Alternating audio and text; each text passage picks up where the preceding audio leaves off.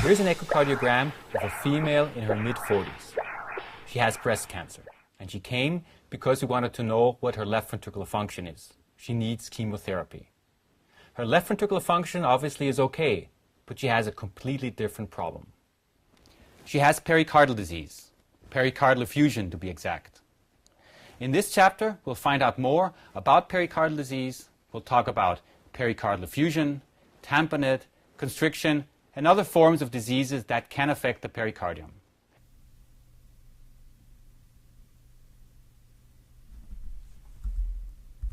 Coming back to the introductory case you just saw, the patient with the pericardial effusion.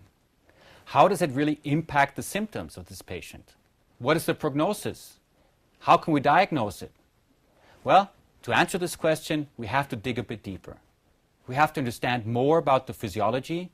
We have to understand terms such as interventricular dependence, and also what the importance of intrathoracic and intrapericardial pressure is. Furthermore, we have to understand more about the pericardium itself. Well, the pericardium consists of two layers. A thick, fairly fibrous layer, which is the so-called parietal pericardium, and a thinner, visceral part of the pericardium, which is attached to the epicardium. In between, there is a little gap, a gap which is filled with some fluid, usually not much more than 50 milliliters. Since the visceral pericardium is also very dense and thick, it is highly reflective, so we will easily see it with the help of echocardiography. This is not the case for the visceral pericardium. It is not quite clear why we actually have a pericardium. We can easily live without the pericardium, but we know that it limits the distension of the heart, that it facilitates the interaction and coupling of the ventricles and also the atria, and that it plays a role in facilitating twist and torsion, a function which is important for the ejection and for the relaxation of the heart. But now let us turn to the disease entity related to the pericardium, which we encounter most frequently, pericardial effusion. The pericardial fluid is secreted from the serous membranes of the pericardium, and usually we do not have much more than 50 milliliters within the interpericardial space.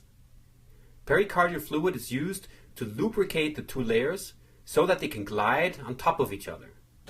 If we have a pericardial effusion, we usually have some degree of mismatch between secretion and reabsorption, or there is some form of entry of pericardial fluid into the pericardial sac from the outside. Depending on what type of pericardial fluid accumulates within the pericardial sac, we can distinguish transitive, exudative, hemorrhagic, or malignant pericardial effusion. Transitive effusions are usually caused by congestive heart failure, myxedema, or nephrotic syndrome. The fluid is fairly clear. It has very little protein content, no cells, and usually also no leukocytes. Exudative pericardial effusions are usually caused by some form of infection, such as tuberculosis, or spread from empyema. The fluid itself has a high protein content and also many white blood cells. Hemorrhagic effusions are caused by trauma, rupture of aneurysms, or also in the setting of malignant disease. In addition, we can see it, for example, after heart operation if we have some form of hematoma. In malignant disease, we can also have hemorrhagic pericardial effusions. However, the fluid is not as hemorrhagic as you would have it if you have, for example, direct bleeding into the pericardial sac. We do, however, see a lot of cells which are typical for the primary tumor. There is a long list of specific causes for pericardial effusion. You will find this list also in your fact sheets, and also the specific characteristics of each of these individual causes. It is often quite difficult to determine what the true cause of a pericardial effusion is. Usually we would have to perform some form of extensive workup, which includes drainage of the fluid, analysis of the fluid, and sometimes even pericardial or myocardial biopsy, something which is not done if the patient only has a small pericardial effusion. But even in moderate to large pericardial effusions, we will see that we cannot clarify the cause for pericardial effusion. We have 26% acute and 12% chronic idiopathic pericardial effusions in this study. Other causes include malignant disease, iatrogenic, post-MI, uremic, and collagen disorders. In this study, there was a low percentage of infectious pericardial effusions. Of course, this is also a potential cause, and it certainly depends on the setting you work in, how frequently the individual causes of pericardial effusion occur. For example, in developing countries, we have a much higher frequency of tuberculosis as a cause of pericardial effusion as, for example, in Western countries. Certainly, echocardiography is not the only imaging modality with which we can detect a pericardial effusion. Sometimes we can see it with the help of X-ray, certainly in the case of a very large pericardial effusion, as you can see in this example.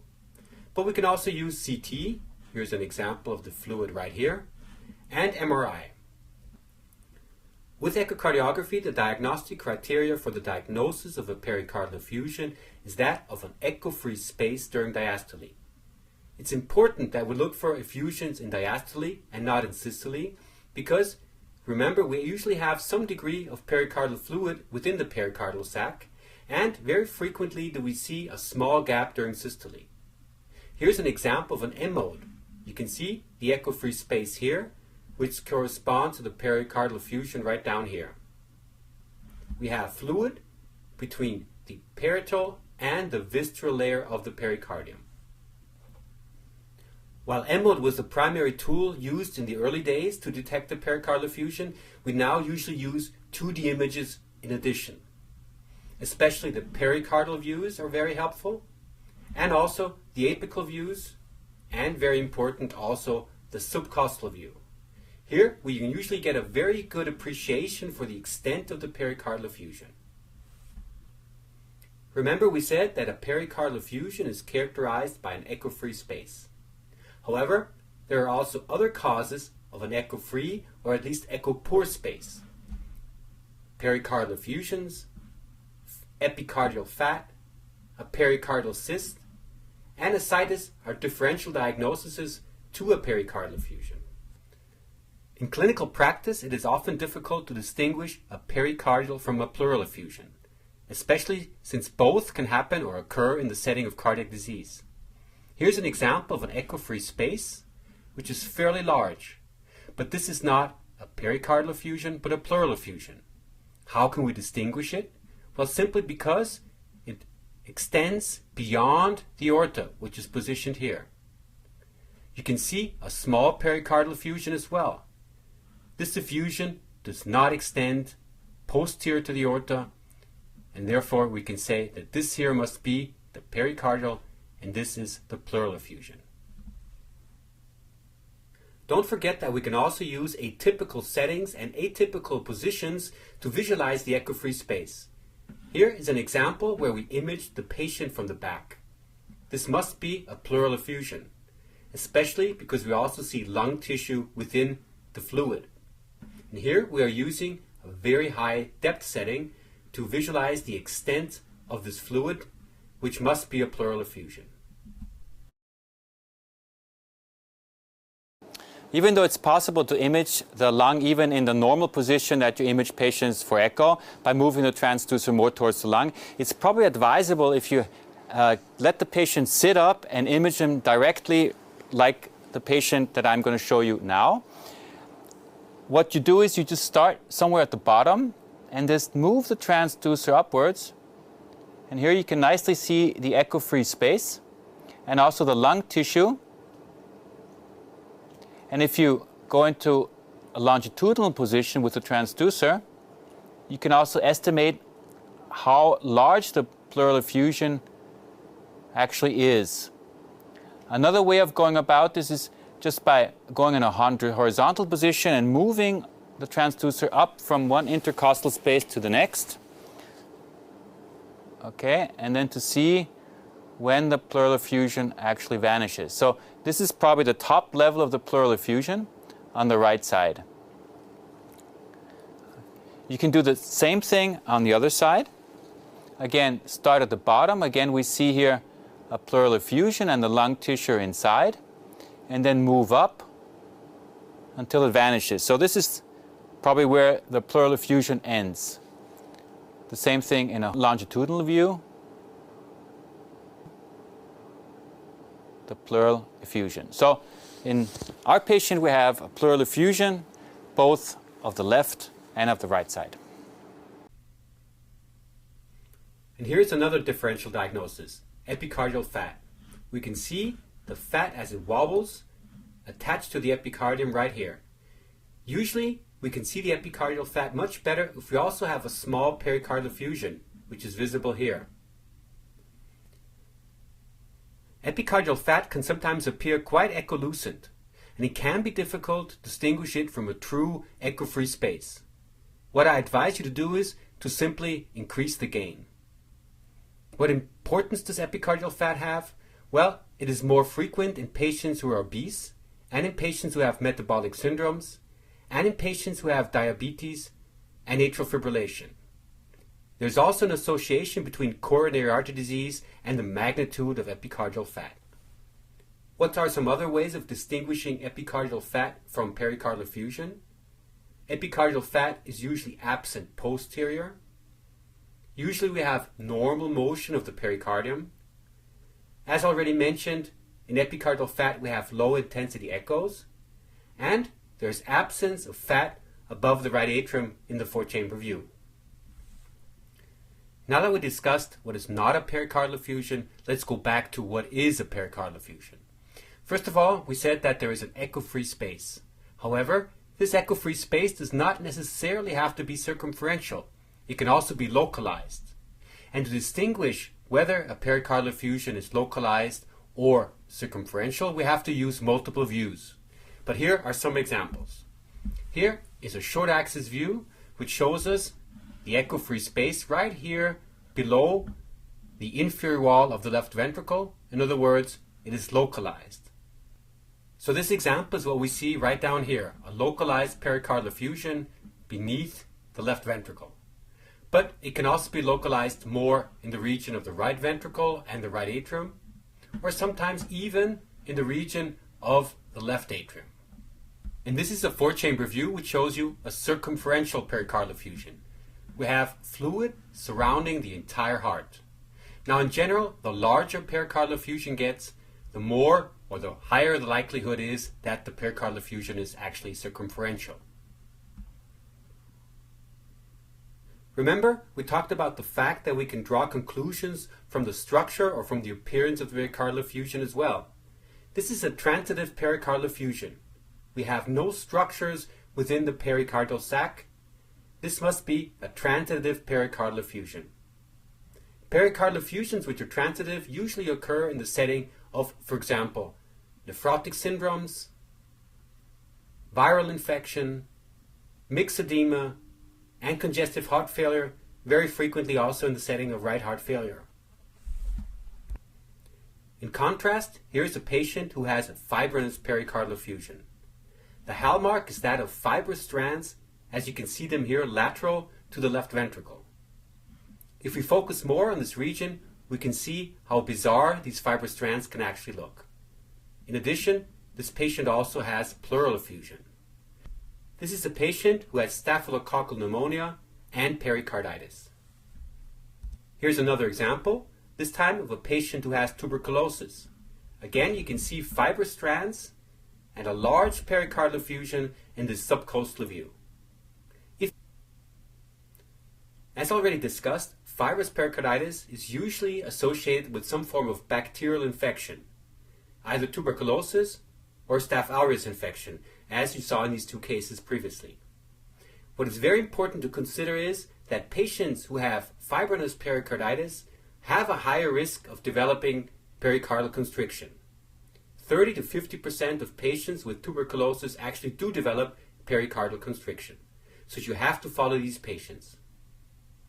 One other thing that you have to consider is that if you have some form of infection, bacterial but also viral, that there is a tendency of both the myocardium and the endocardium to also be involved on top of the pericardium, that you have some form of pancarditis. Here's an example of a patient who has a pericardial effusion. and who also has endocarditis of the aortic valve. Now let's turn to hemorrhagic pericardial effusions.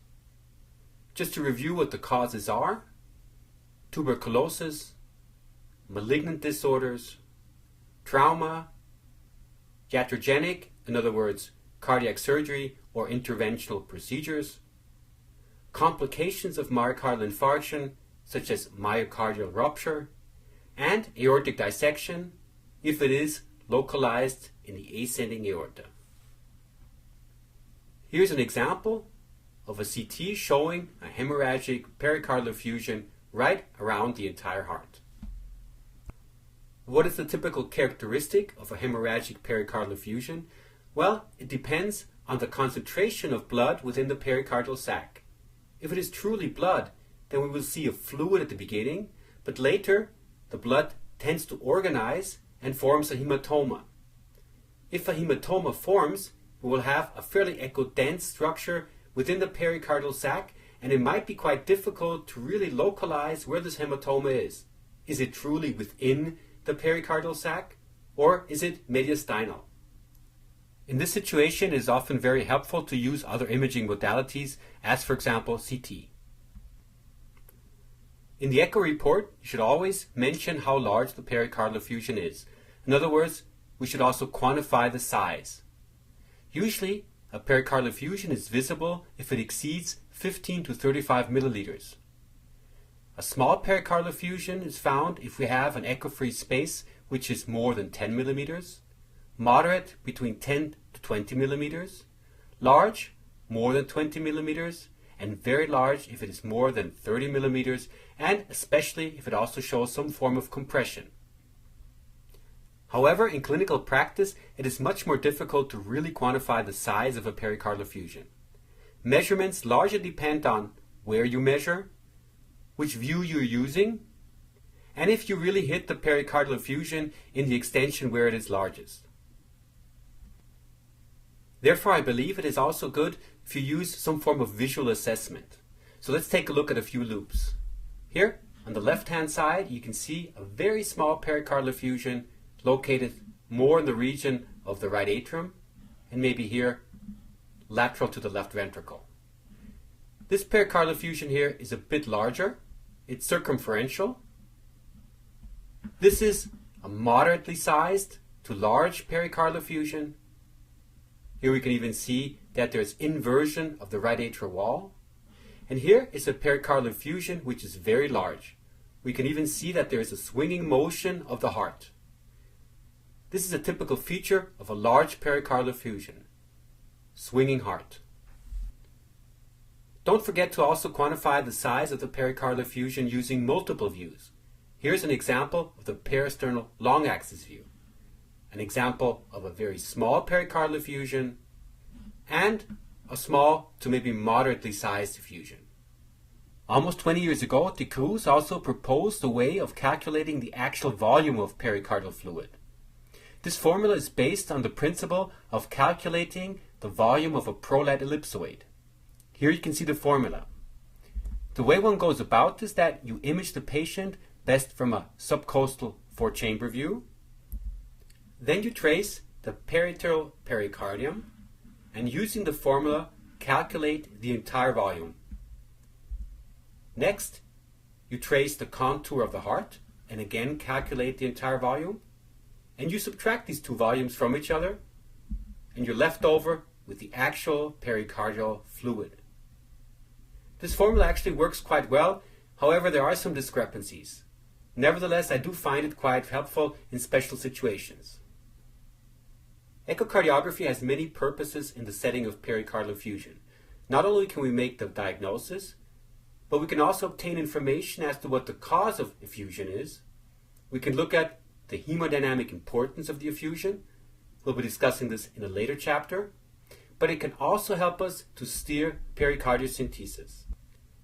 Pericardiocentesis is usually performed from a subcostal approach. With the help of echocardiography, we first look where the largest extension of the effusion is. Then we can steer the direction of the needle, and we can even inject contrast to be sure that we are really within the interpericardial space. So as you just heard and saw in this presentation, there's much more to pericardial effusion than just an echo-free space. But we're not done yet. We still have to talk about the hemodynamic significance of a pericardial effusion.